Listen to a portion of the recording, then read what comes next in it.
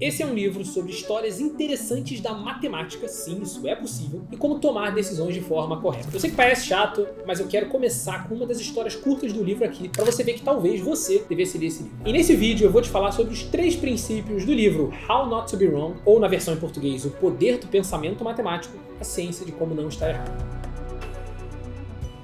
Durante a Segunda Guerra Mundial, os aliados juntaram um grupo de matemáticos e estatísticos para ajudar os militares a resolverem problemas de guerra de forma organizada, e um dos problemas que surgiu foi dos aviões usados na guerra. Os militares perceberam, olhando os aviões que voltavam de uma batalha, que os aviões tinham furos de bala para todo lado, mas que os tiros não estavam igualmente distribuídos pela carcaça do avião. Eles perceberam que tinham muitos buracos perto de algumas partes do avião, como as fuselagens, e poucos buracos perto da parte do motor do avião. Bom, por que eles levaram esse problema para os matemáticos? Porque eles queriam saber como otimizar a armadura, a blindagem que eles iam colocar nos aviões. Porque reforçar a carcaça de um avião aumenta muito o peso dele, então deixa ele mais lento. Então se você acabar reforçando muito, ele nem consegue voar. Ao mesmo tempo, se você reforçar pouco, o avião vai tomar um tiro e vai cair. Então eles queriam saber exatamente o melhor local para fazer os reforços, de forma a reduzir a quantidade de balas que os aviões tomavam. E Abraham Wald, um dos matemáticos do grupo, disse o seguinte: vocês entenderam tudo errado. Você não tem que reforçar onde as balas estão pegando nos aviões. Vocês têm que reforçar justamente nos lugares onde não tem furo de bala. Porque os alemães não estão escolhendo aonde eles vão atirar no avião, mas simplesmente os aviões que estão sendo acertados, onde a gente não vê um furo de bala, não estão nem voltando da batalha, eles estão caindo lá. É ali que você tem que reforçar. Bom, isso é um problema de matemática? Você não teve que fazer nenhuma conta, mas o que o livro mostra é que essa forma de pensar é a forma matemática de pensar, de se fazer as perguntas corretas e saber questionar as evidências de uma maneira inteligente para sempre tomar a decisão correta. Pensar de forma matemática não é fazer contas e cálculos complicados, é saber pensar com uma lógica que faça você evitar erros. E é por isso que você deveria ler esse livro. Com histórias engajantes e vários exemplos que são realmente muito bons, o livro te ensina como pensar para não se enganar. E acredite, hoje em dia você acaba sendo muito mais enganado do que você imagina. Leia o livro que você vai ver. Eu podia encerrar o vídeo aqui, mas quis trazer 3 princípios que mais chamaram a atenção no livro, mas tem muito mais lá dentro para você aprender. Vamos lá. Número 1. Cuidado com vieses de análise. Como eu mostrei agora para você aqui no caso do avião, muitas vezes a gente vê evidências e correlações e parte do princípio que aquilo é uma verdade absoluta. Quando em muitos casos você deveria se perguntar: será que isso aqui não é só um viés? Será que faz algum sentido lógico isso que eu estou vendo aqui, ou é apenas uma coincidência? No caso do avião, tinha algum sentido, mas esse questionamento te faria refletir qual o problema correto que você deveria resolver. Agora,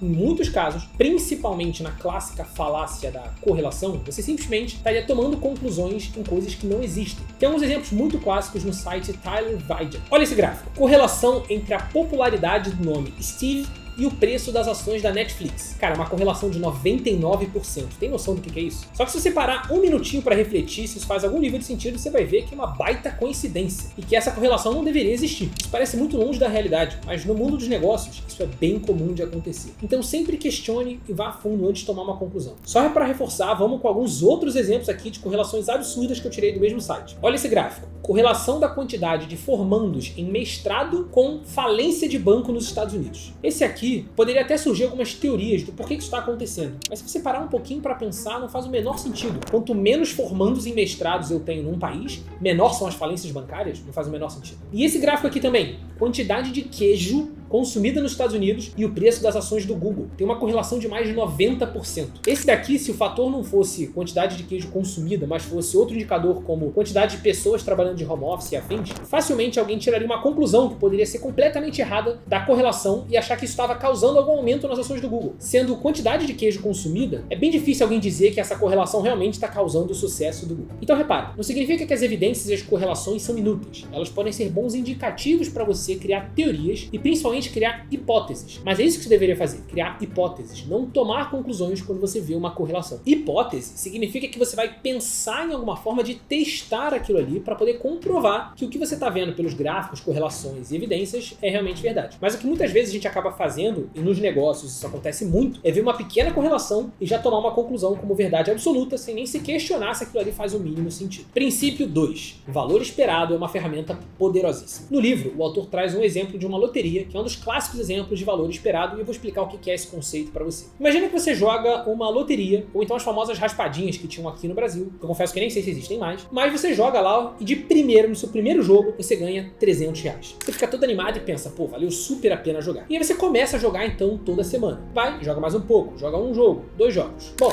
Como você ganhou um jogo já de cara e ganhou R$300, pensando que cada jogo custe pra você apenas R$2, você pensa, cara, eu posso ficar muito tempo jogando isso daqui, que ainda assim vai ter valido a pena jogar, não é? Porque afinal de contas eu ganhei R$300, então dá pra comprar muito jogo ao longo de muitas semanas e anos até. E aí você vai toda semana jogando e ao longo de anos e anos acaba jogando na prática milhares e milhares de vezes. Se nesse jogo ou nessa loteria você tem a chance de ganhar R$300 em média a cada 200 jogos e um jogo custa R$2 na média a cada 200 jogos, você gasta na verdade R$400 e ganha R$300. Só que quando você ganha os R$300, principalmente quando isso acontece logo de início, você ganha esse dinheiro, você anima com o jogo e não controla na ponta do lápis os seus ganhos enquanto você está gastando a cada jogo. Intuitivamente você tem a sensação de que está no lucro, porque já de cara ganhou uma grana alta. Mas na prática, quanto mais você joga, mais chance de ter prejuízo você tem. Assim também é com as bets e com os cassinos. A casa sempre faz a conta do valor esperado. Eles têm estatísticos para fazer isso e ele sempre vai ser negativo para você. O que o livro ensina é que para não tomar a decisão errada, não entre em jogos ou em situações em que o seu valor esperado é negativo. Porque nesses casos, quanto mais você jogar, mais você perde, estatisticamente falando. No caso dessa loteria, vamos fazer uma conta juntos aqui para mostrar isso para você. O valor esperado de um jogo é R$1,50.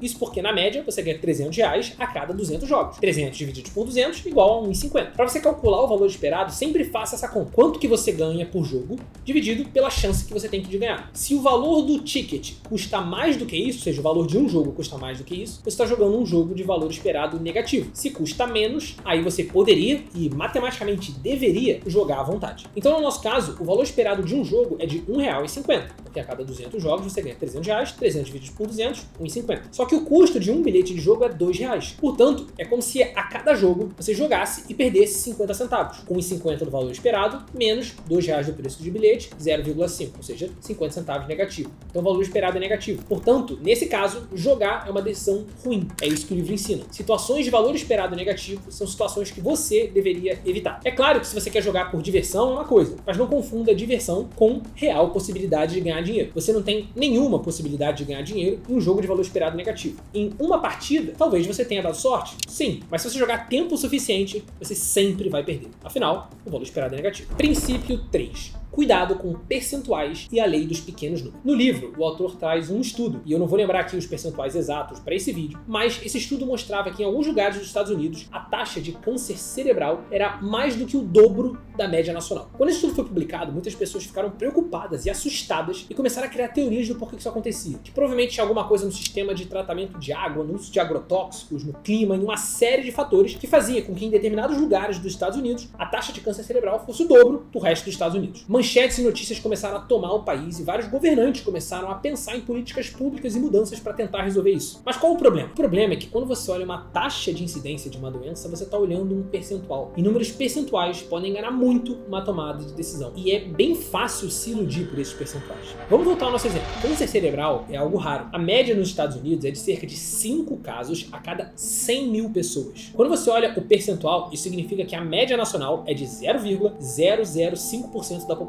E que em um lugar que tem o dobro disso, a média é de 0,01%. Realmente, o dobro da taxa. Só que repara, se você olhar uma cidade com 200 mil habitantes, a média nacional é de 5 casos. Afinal, 0,05% de 200 mil é 5. Então uma cidade com o dobro dessa taxa tem, na verdade, 10 casos. Realmente, 5 casos a mais deveria ser alarmante assim? Deveria ser algo do tratamento de água, agrotóxico, um monte de coisa? Ou foi só uma coincidência de pequenos números? Ou foi, sei lá, só uma família que deu azar e que teve muita gente da mesma família, teve o mesmo fator genético que levou a essa doença? Muito difícil dizer, os números são muito pequenos. E tomar conclusões com percentuais sem entender o número que está por trás dele é perigosíssimo e vai te fazer tomar sempre decisões erradas. Existem muitas outras histórias e princípios também dentro do livro que eu acho realmente muito bons e por isso que eu recomendo fortemente a leitura, porque é um livro muito diferente daqueles clássicos livros de negócio e que te faz se desenvolver de uma forma diferente e também muito leve. O livro é realmente muito legal, ou então até ouvir em audiobook se você preferir, como é o meu caso. Me diz nos comentários o que você achou. Vou deixar aqui na descrição o link do livro, sem nenhum link de afiliado nem nada, é só recomendação sincera mesmo pra você. E se você quiser ver um vídeo sobre o melhor livro de negócios que eu já li, que eu aposto que você ainda não leu,